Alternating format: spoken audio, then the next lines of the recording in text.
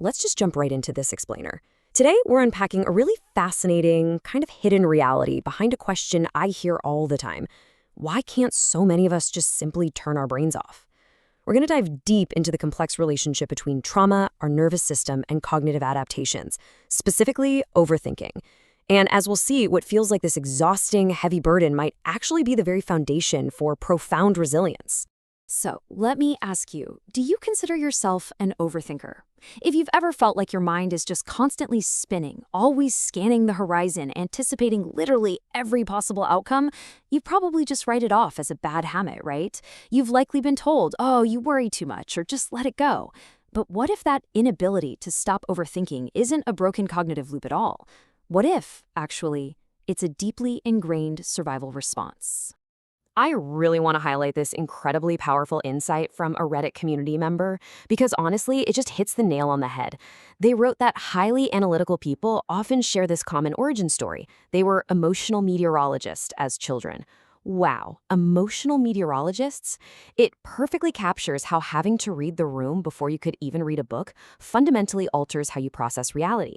You had to scan faces the exact same way a sailor scans the sky for incoming storms, just to know if you were safe. That brings us to part one, the emotional meteorologist, from a character flaw to a survival skill. You know that hyper-awareness we were just talking about? It actually has a scientific name, metacognition. It's essentially the awareness and understanding of your own thought processes. So that absolutely exhausting need to calculate every single word before you speak, it's not a glitch. It is a brilliant adaptation your brain developed to survive unpredictable environments. Research actually shows a direct relationship between adverse childhood experiences, especially emotionally unpredictable homes, and the development of this intense metacognitive style.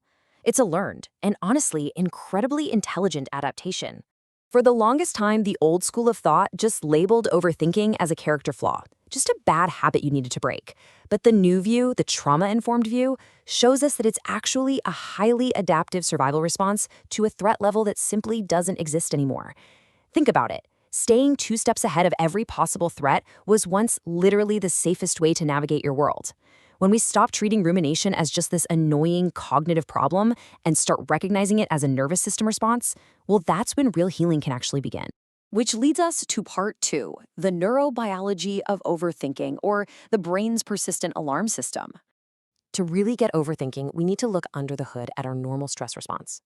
As you can see here, the fast response relies on epinephrine to give you that immediate energy surge. Then you have the slow response, which uses cortisol for long-lasting adaptation and cellular restoration.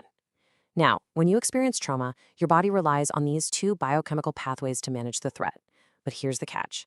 Over an extended period of time, chronic adversity fundamentally alters how this entire system functions. So how does this play out? Well, step 1, your amygdala is continuously scanning the environment. Think of it like a smoke detector. But in a trauma-safe nervous system, the sensitivity of that smoke detector is cranked all the way up. The baseline for a threat is highly elevated. So it fires off the alarm before the logical part of your brain, the prefrontal cortex, can even check if there's real danger. Suddenly, boom, your nervous system is pushed right into fight or flight. And this brilliantly illustrates how your overthinking is literally your biology trying to keep you safe, way below your conscious thought. Those relentless what-ifs, that's just the cognitive expression of a nervous system that is anticipating danger. I really love this analogy. Think of your nervous system as running a highly effective software program that was successfully installed for a dangerous, unpredictable environment. And hey, it worked. It kept you safe. But it just hasn't received the update that you're finally safe now. You can't just outthink a threat detection system that is older, faster, and way more persistent than your rational mind. You need a software update. Let's move to part 3, the stress inoculation paradox, how stress can actually build resilience. Okay, this is where the story takes a surprisingly hopeful turn. Take a look at the data from this Stanford monkey study. It completely flips our understanding of early life adversity on its head. Researchers looked at different doses of early life stress in monkeys. That blue bar on the left, those are the monkeys with 0 early stress. The yellow and red bars represent monkeys exposed to moderate early life stressors. And look at the result. The monkeys with moderate stress actually showed significantly lower levels of anxiety behaviors later on. Specifically, way less maternal clinging when put in new unfamiliar environments. And it gets even better. Those exact same monkeys who are exposed to moderate stress, again, those yellow and red bars, exhibited enhanced object exploration. They didn't just hide in the corner, they actively went out and explored the unknown. This empirical data is huge because it proves that facing manageable adversity actually made them more resilient, confident, and capable of regulating their emotions. What we're looking at here is a fascinating concept known as the J-shaped curve of resilience. It proves that our relationship with adversity is nonlinear. Now, to be clear, extreme overwhelming trauma is absolutely deeply harmful, but facing a moderate amount of adversity can actually have an inoculation-like effect. It's kind of like how a vaccine introduces a tiny bit of a virus to build up your immune system. Moderate, manageable stress can actually be the exact thing that builds your emotional strength and enhances your future ability to regulate yourself. This brings us perfectly to part 4, post-traumatic growth, and the transformative legacy of trauma. So, for decades, the clinical focus was pretty much entirely on the negative impacts of trauma. But researchers have uncovered this incredibly inspiring reality. Engaging deeply with a traumatic struggle can actually lead to genuine, measurable psychological growth. We call this post-traumatic growth. And it's not just a trendy buzzword. It spans across 5 deeply impactful areas.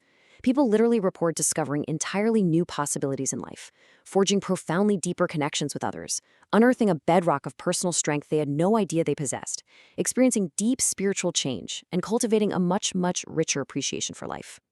The very people thought to be irrevocably harmed by trauma might actually be the most likely to grow because of it. And I want to be super clear. This isn't just wishful thinking or forced positivity. This table grounds everything we're talking about in hard science.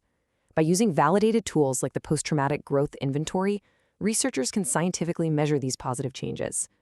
It shows that the benefit survivors report, things like realizing, wow, I'm stronger than I thought, or feeling a tangible increase in compassion, are scientifically robust and highly significant. The struggle itself is literally what forges these new, resilient neural pathways.